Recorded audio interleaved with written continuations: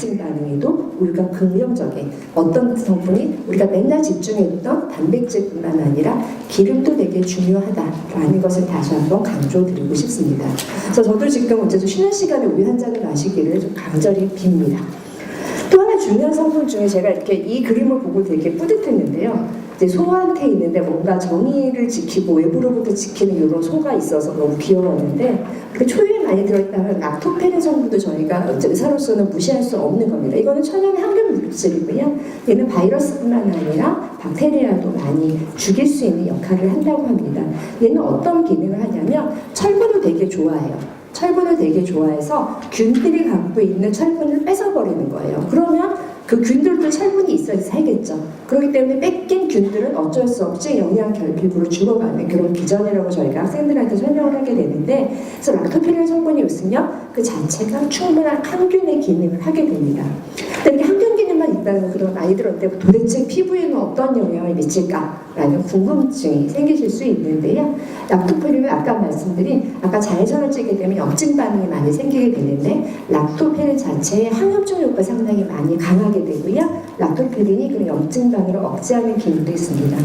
두 번째는 정말 우리가 농담처럼 우유를 많이 마시면 우유빛깔 피부가 된다라고 얘기를 하잖아요. 근데 그걸 학문적으로 증명한 게 락토페린하고 연관된 연구가 있었어요. 여기 보면 되게 어려운 말이 있어요. MITF라고 얘기했는데 피부는 색소가 어떻게 만들어지냐면 멜라닌 세포라는 게 있어요. 흑인들은 멜라닌 세포수도 많고 그 안에 있는 멜라닌 덩어리도 되게 많아요. 그러니까 멜라닌이 많을수록 좀 더 까맣다고 생각을 하면 되고요. 우리가 점점 피부가 거무죽죽하게 이제 많이 진해지게 되는 경우 멜라닌이 늘어나게 되는데 그 멜라닌을 많이 만들어내는 과정에 여기 전사인자라는 MITF가 많이 만들어지게 되는 거예요. 그래서 우리가 뭐 자외선을 많이 쓴다거나 기미가 생길 때는 MITF의 발현을 많이 보게 되는데 락토페린을 많이 이제 저희가 투입하게 되는 세포에 이 MITF의 발현이 억제가 되니까 멜라닌 색성이 억제가 되죠. 그럼 멜라닌이 없어지면 색깔은 어떻게 돼요? 까맣게 될까요? 하얗게 될까요? 하얗고 억제가 되면 하얗게 되겠죠. 그래서 우리가 머릿속으로 생각하고 있던 우유의 미백 기능을 락토페린이라는 것을 이용해서 설명을 했던 그런 연구들이 있었습니다. 또 하나는 실은 이제 뒤에도 한번 나오겠지만 여드름 있는 사람들은 우유를 잘 안 먹더라고요. 그런데 여드름균에 대해서도 락토페린이 그 여드름균을 죽이는 효과들이 좀 있었고요. 또 하나는 여드름균도 지방을 되게 좋아해요. 근데 어떤 지방을 좋아하게 되냐면 중성지방을 많이 좋아하게 되는데 우유의 그러니까 락토페린 자체는 중성지방을 좀 감소시키는 효과가 있어서 중성지방을 먹고 사는 여드름균이 굶어 죽게 함으로써 여드름을 완화시키는 효과가 있다는 논문도 있었습니다. 또 하나는 아까 진피층에서 콜라겐을 만들어내는 세포를 섬유화 세포라고 설명을 드렸어요. 이 섬유화 세포는 상처 회복, 우리가 상처가 찢어지면 회복이 되죠. 근데 이제 여기 다양한 연령분이 계시지만 옛날에는 상처가 베었고 넘어지고 며칠 만에 회복이 됐는데 나이가 들수록 어떻게 잘 회복이 안 돼요. 걔는 얘가 기능을 안 해서 그래요. 근데 이 섬유화 세포의 콜라겐 생성을 촉진시키는 기능이 락토페린에 있다고 해서 저희가 다양한 측면에서 락토페린에 대한 논문들이 되게 많이 나와 있고요. 심지어 어떤 리뷰 논문이 있어요. 락토페린이 피부과에서 어떻게 쓰일 수 있는지에 대해서 되게 심층적으로 20페이지짜리 논문을 정리한 게 있을 정도로 우유 성분 중에 락토페린을 각광받고 있고요. 그래서 크게 말씀드리면 앞서 말씀드린 상처 회복. 상처 회복은 이렇게 상처 회복이 잘 된다는 얘기는 궁극적으로는 주름 펴진다는 얘기를 할 수 있고요. 다음에 아까 말씀드린 MITF라는 발현을 억제하니까 피부가 좀 더 하얗게 되는 미백의 효과가 우유에서 나올 수도 있는 거고요. 또 하나는 여드름균을 없애는 효과가 있을 수 있고 그다음에 여드름에 의한 상처 회복에도 도움이 될 수 있다라는 다양한 논문이고요. 특히 여드름 논문 같은 경우에는 우리나라에서 경희대에서 만든 논문이어서 되게 많이 인용이 되고 실제 사람들이 락토페린을 주력하게 되는 도움이 되었습니다. 실제 보니까 동남아 지역에 특히 이게 많이 먹혀서 락토페린 아크넴에 치면 이렇게 많은 알약들이 나오고 있습니다. 근데 제가 항상 환자들한테 얘기를 하는데 어떤 특정 성분만을 먹는 게 그렇게 쉽지는 않은 일인 것 같아요. 만약 비타민 D 1000mg이라고 하다 1mg이라고 얘기를 하면 나머지는 다 밀가루가 1mg밖에 없는 거잖아요. 그래서 어떤 완전식품의 형태에서 그 특정 성분을 많이 복용하는 게 좋지 않을까라는 생각해서 저희는 타블렛보다는 우유 형태로 저희가 락토페린을 복용할 수 있는 방법이 있으면 좋을 것 같고요. 조금 더 말씀을 드리면 혹시 락토페린을 조금 더 많이 만들어내는 소가 있지 않을까라는 되게 무식한 입장에서 말씀을 드리면 얘는 조금 더 염증에 타겟된, 얘는 좀 더 미백에 타겟된 그런 제품이 되지 않을까라는 그냥 제안을 조심스럽게 좀 드립니다. 근데 우유를 그냥 먹는 것도 피부를 많이 좋아지게 하는데 실제 저희는 발효된 요구르트 타입의 그 발효된 우유라고 제가 무식하게 썼지만 그럼 요구르트가 되겠죠. 요구르트 자체에서도 다양한 항산화 효과를 많이 나타내기 때문에 우유뿐만 아니라 저희는 발효된 형태의 어떤 다양한 균들이나 프리바이오틱이나 프로바이오틱에 대해서 많이 집중하게 되고 이런 항산화 효과와 항노화 기능이 강하다는 거는 정말 계속 논문이 나오고 있어서 혹시 우유 자체에 조금 거부감이 있거나 우유를 못 먹는 경우에는 유제품 계열 요구르트에 대해서 많이 말씀을 해주시는 게 좋지 않을까 설명을 드릴 수 있습니다. 특히 자외선에 의해서 저희가 가장 옥시다티브 스트레스라는 산화 스트레스가 되게 되는데 이게 많이 생기면 색깔이 점점 진해지게 되고요. 이런 것들을 막을 수 있는 방법이 이런 발효된 우유의 어떤 상층물을 가지고 하게 되면 락토바실러스는 균 자체에 의해서 피부가 좀 더 맑아지고 항노화 효과를 가진다라는 얘기들이 있었습니다. 그래서 우유를 일본에서 되게 재미있는 논문 하나 있는데요. 실제 고등학생들을 대상으로 니네가 우유를 몇 번 먹었는지 유제품을 몇 번 먹었는지를 설문을 해서 먹은 군과 안 먹은 군을 비교한 논문이 있었어요. 일본 사람들은 정말 철저하게 연구를 하는 것 같아요. 그랬더니 전반적인 자기가 느끼는 주름의 감소 양에 대해서 주름도 좀 감소해지는 거고요. 저희가 육안성으로 봤을 때 피부가 화사해진다는 표현을 저희가 피부적으로 좀 많이 쓰긴 하는데 화사해진다는 그런 표현들도 우유가 많이 복용한 군에서 있었고요. 화장도 잘 받고 코 주위에 기름기도 줄어들고 블랙헤드가 줄어든다는 논문은 이렇게 150명 데이터 가지고 나온 것도 있는 걸 보면 우유 효과들은 실제적으로 먹는 사람들 느낄 수 있는 그런 효과인 것 같고요. 특히 그냥 우유가 아니라 발효된 우유, 페르멘테이드된 타입이었으면 더 효과적이었다라는 것을 첨언하는 것을 본 적이 있습니다. 대신은 제가 오늘 앞판에 우유가 이런 성분이 좋고요. 우유 기름이 좋다라고 말씀을 드렸고 두 번째 강조드렸던 거는 락토페린이라는 성분이 좋다고 말씀을 드렸고 세 번째는 이게 좀 불편하면 발효된 형태도 좋다라는 얘기를 드렸어요. 근데 피부과 의사 입장에서 가장 많이 듣는 질문에 대해서 제가 미리 설명을 좀 드리고 싶었습니다. 첫 번째 질문은 저도 중학교 2학년짜리 딸이 있어요. 여드름이 계속 생겨요. 근데 물어봐요 엄마한테. 엄마가 피부과 의사니까 밥도 잘 안 해주는데 물어는 봐야겠다라고 얘기를 했겠죠 저한테. 그래서 엄마 그러더니 내가 여드름이 나는데 우유를 먹어? 이렇게 해서 그래요. 왜 먹어? 친구들이 먹지 말랬는데 그러면 내가 오늘 강의를 하는 걸 한번 미리 얘기해 줄게 라는 그런 방식으로 설명을 했고요. 두 번째는 저는 가장 많이 보는 환자가 아토피 피부염 환자를 많이 보게 됩니다. 그 엄마들은 우리나라 엄마들은 아토피 피부염에 대해서 잘 모르면서 우유를 먹으면 아토피 피부염이 생긴다라는 그런 강한 믿음을 가져서 너무 당당하게 와서 저희는 아토피 피부염이 생길까봐 우유를 안 먹여요 라는 얘기를 합니다. 그래서 피부과 의사가 임상 현장에서 우유에 대한 오해를 제가 오늘 좀 풀어가는 게 중요하다고 생각해서 실은 제목을 건강한 피부를 위해서 어떻게 건강하게 우유를 마실 건지 특히 가장 흔한 질환인 여드름과 아토피 피부염에 대해서 좀 집중적으로 설명을 드리고자 합니다.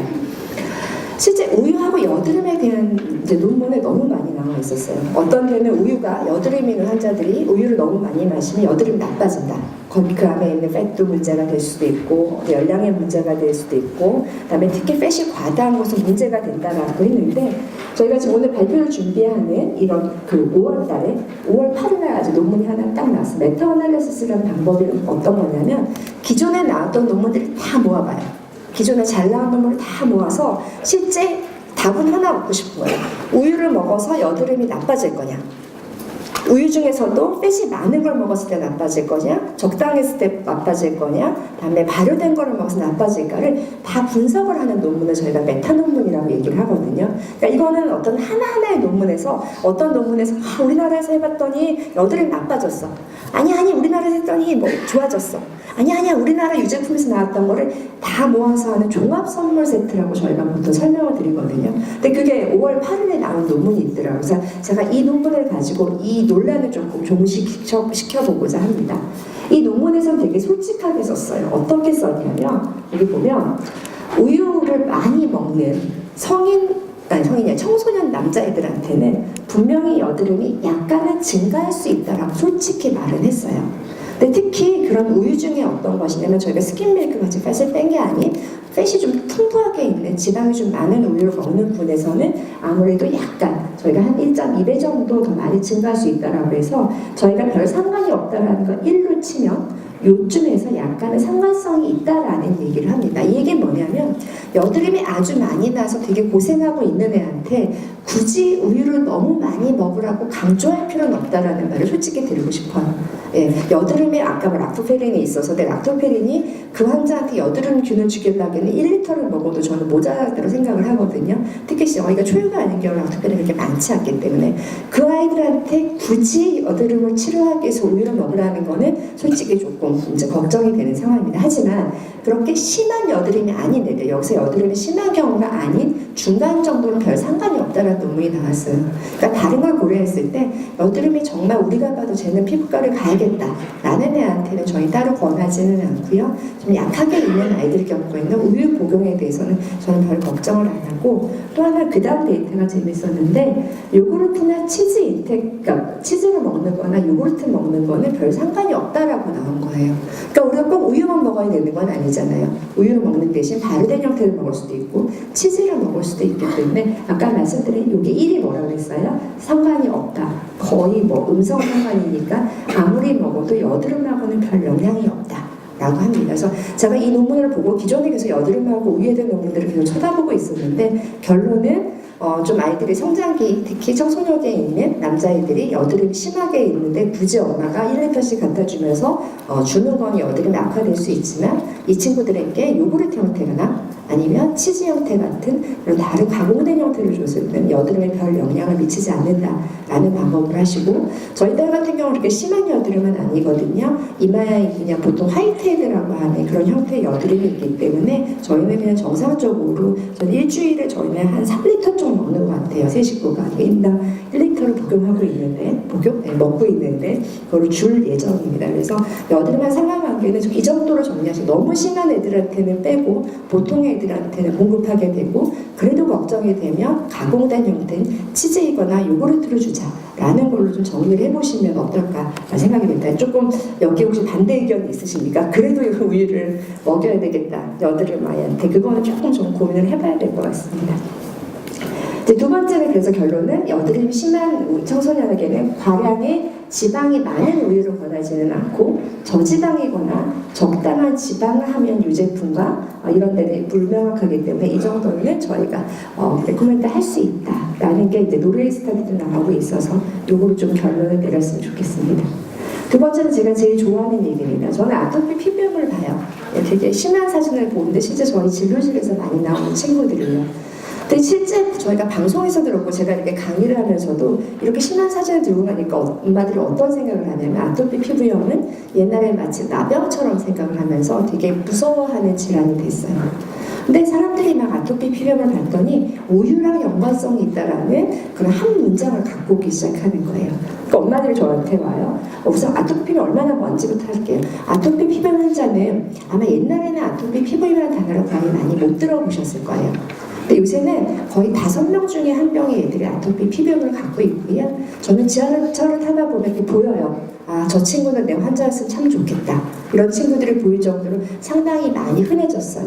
조금 더 문제가 되는 거는 옛날에는 애들한테만 있는 질환인데 지금 성인한테도 보면 지금 머릿속에 내 친구들이 생각나는 분들이 있을 거예요. 내 친구가 아토피 피부염 환자다라는 손 들어보면 대부분이 손 드시거든요. 요새는 그렇게 많이 늘은 질환이에요. 옛날보다는 60년대보다는 3배가 늘었다고 얘기를 해서 아토피 피부염이 되게 중요한 질환이 됐는데, 이 질환 사람들이 이제 되게 싫어하는 이유가 이렇게 맨 처음에는 되게 깨끗한 피부를 잘 갖고 가요. 치료가 된 것처럼. 그런데 이 사람들이 다 고치고 난 다음에도 갑자기 외부에서 어떤 자극을 받으면 이 자극은 사람마다 되게 달라요. 어떤 사람은 진먼지 진드기 때문에 나빠지고요. 어떤 사람은 직장 상사 때 깨져서 스트레스 때문에 나빠지기도 하고요. 어떤 사람은 꽃가루 때문에 그러기도 하고요. 어떤 사람은 미세먼지 때문에 그러기도 해요. 여하튼 다양한 원인 때문에 피부가 소위 말하는 뒤집어지는 상황이 돼요.